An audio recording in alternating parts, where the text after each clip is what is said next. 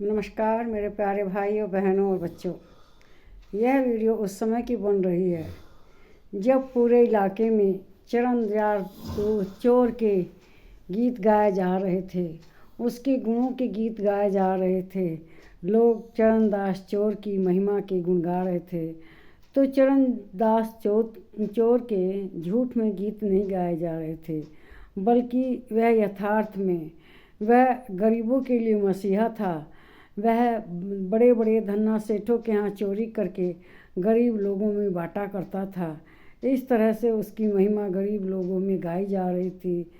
चारों ओर हर समय उसकी महिमा के गीत गाए जाते थे। एक बार देश में बहुत बड़ी चोरी हो गई। अब राज्य का जो खजाना था चोरों ने एकदम खाली कर दिया था। चारों ओर पता लगाया जाने लगा कि चोरी किसने की। जब किसी को इस बात का पता न चला कि चोरी किसने की, तो वे सब चरणदास चोर के पास गए और उसको महारानी ने अपने पास बुलाया और उससे पूछा कि तुम बता सकते हो कि चोरी किसने की, क्योंकि तुम सभी चोरों के बारे में जानते होगे।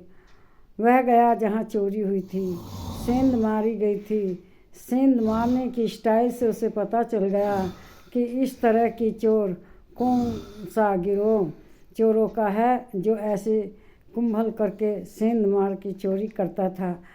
उसने रानी से बताया कि वह चोरों का गाँव फलाने गांव में फलाने इलाके में वे चोर हैं और वे इसी तरह की चोरी करते हैं।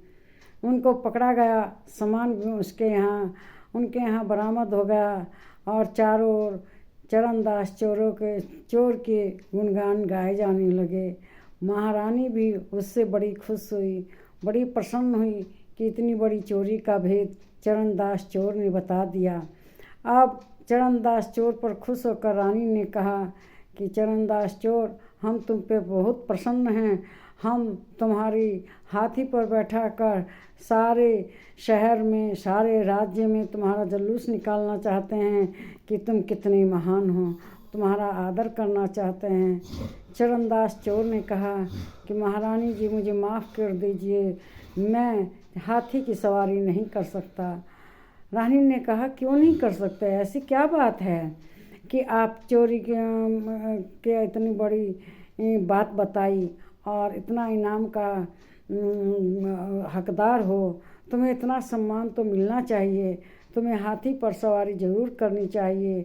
हम अभी हाथी बुलाते हैं, हाथी पाल की सजा कर तुम्हें उस पर बैठा कर सारे राज्य में घुमाना चाहते हैं, बैंड बाजे गाजे के साथ। उसने कहा महारानी जी मुझे माफ़ कर दीजिए, मैं हाथी की सवारी नहीं कर सकता। तो रानी ने कहा क्यों नहीं कर सकते, क्या बात है ऐसी?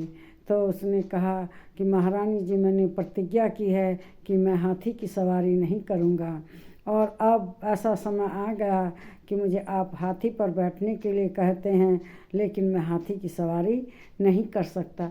तो महारानी ने कहा अच्छा कोई बात नहीं, जब हाथी की सवारी नहीं कर सकते तो हम तुम्हें राज सिंहासन पर बैठा कर तुम्हारा सम्मान करना चाहते हैं, तुम्हारा आदर करना चाहते हैं। तो उसने कहा कि महारानी जी देखिए मैं सिंहासन पर भी नहीं बैठ सकता। तो रानी ने कहा इसमें कौन सी बड़ी बात है कि आप सिंहासन पर नहीं बैठ सकते। यह सौभाग्य तो किसी किसी को मिलता है जब हम उस जिस पर बहुत प्रसन्न होते हैं उसको कहते रहे। आज तक हमने किसी को सिंहासन पर बैठने का अवसर नहीं दिया, यह पहली बार है कि हम किसी को सिंहासन पर बैठने का अवसर दे रहे हैं। आप सिंहासन पर बैठिए, ज़रूर सिंहासन बैठिए, और ये हमारे भी सौभाग्य का विषय होगा कि तुम हमारे सिंहासन को बैठकर उसको सुशोभित किए। तो उसने कहा कि महारानी जी मुझे माफ़ कर दीजिए, मैं आपके सिंहासन पर बैठने योग्य नहीं हूँ। तो रानी ने कहा हम बैठा रहे हैं तुम्हें अपने सिंहासन पर, हम बैठाएंगे, इसमें योग्य अयोग्य की क्या बात है। हम आप पर खुश हैं, हम आपको अपने सिंहासन पर अवश्य बैठाएंगे। आप बैठिए हमारे सिंहासन पर। अगर आप ऐसा नहीं करेंगे तो हमें अच्छा नहीं लगेगा, आप सिंहासन पर अवश्य बैठिए। उसने कहा महारानी जी मैं नहीं बैठ सकता। तो महारानी ने पूछा, आप सिंहासन पर क्यों नहीं बैठते?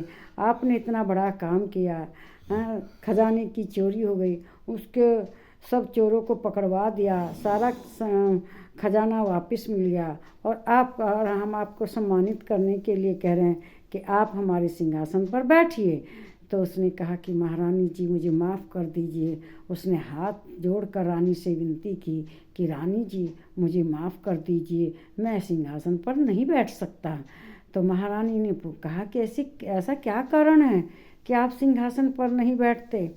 तो उसने कहा कि महारानी जी, हमने एक बार प्रतिज्ञा की थी कि हम राज सिंहासन पर नहीं बैठेंगे, हम किसी भी राज सिंहासन पर नहीं बैठेंगे, आप कैसा भी राज सिंहासन दीजिए।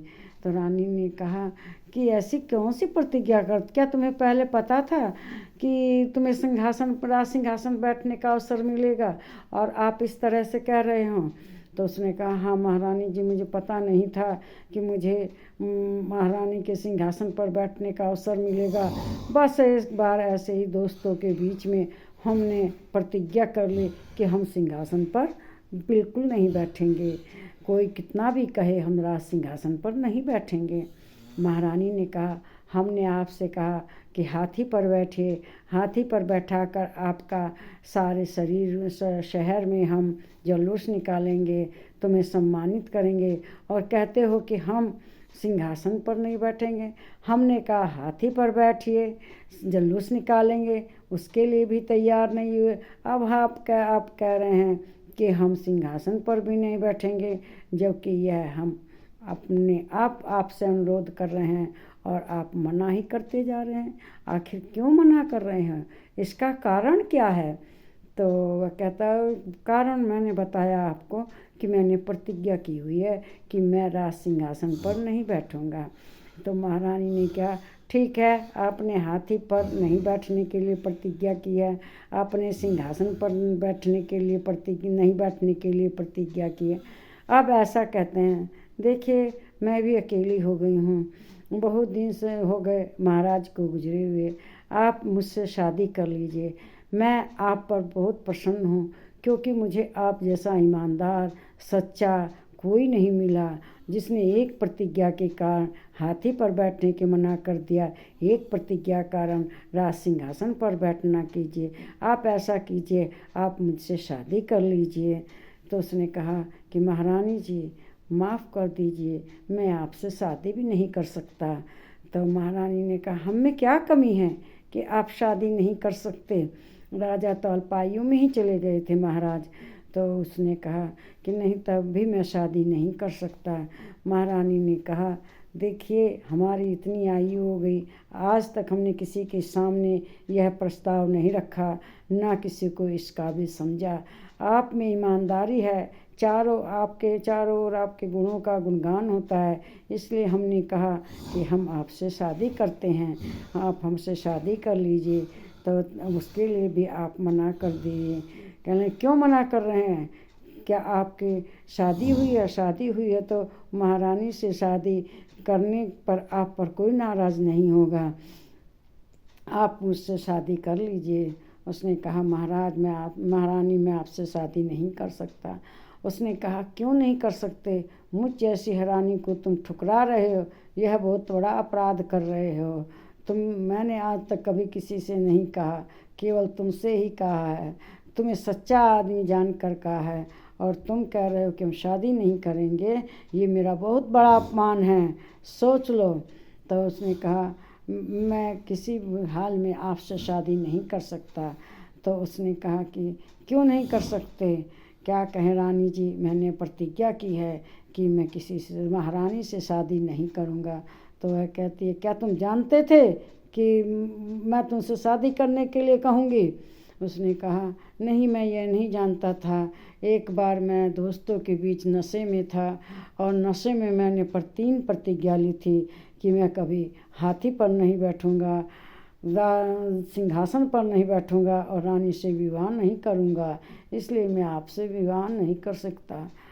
रानी ने कहा, प्रण क्यों है? प्रण क्यों है? प्रण क्यों है? यह क्या प्रण क्यों? क्या तुम जानते थे पहले से ये सब होगा? और तुमने इतना बड़ा अपराध किया है, मुझ रानी को ठुकरा दिया, तुम्हारा यह अपराध अक्षम्य है, हम तुम्हें फांसी की सज़ा देते हैं। यह कहकर महारानी ने चरणदास चोर को फांसी की सज़ा दिलवा दी। तो इसलिए अनजाने में भी कोई प्रतिज्ञा नहीं करनी चाहिए, क्या पता उसे तोड़ने का समय आ जाए। भीष्म पितामह ने प्रतिज्ञा की थी, तो देखो उसका परिणाम क्या हुआ। कुरुक्षेत्र के मैदान में सब युद्ध करके समाप्त हो गया। अगर वह प्रतिज्ञा ना करते शादी करने की और शादी करते तो हो सके यह सब नहीं होता। तो मेरे इस वीडियो को लाइक कीजिए, शेयर कीजिए, इस पर कमेंट कीजिए, मेरे चैनल को सब्सक्राइब कीजिए। नमस्कार मेरे प्यारे भाइयों, बहनों और बच्चों।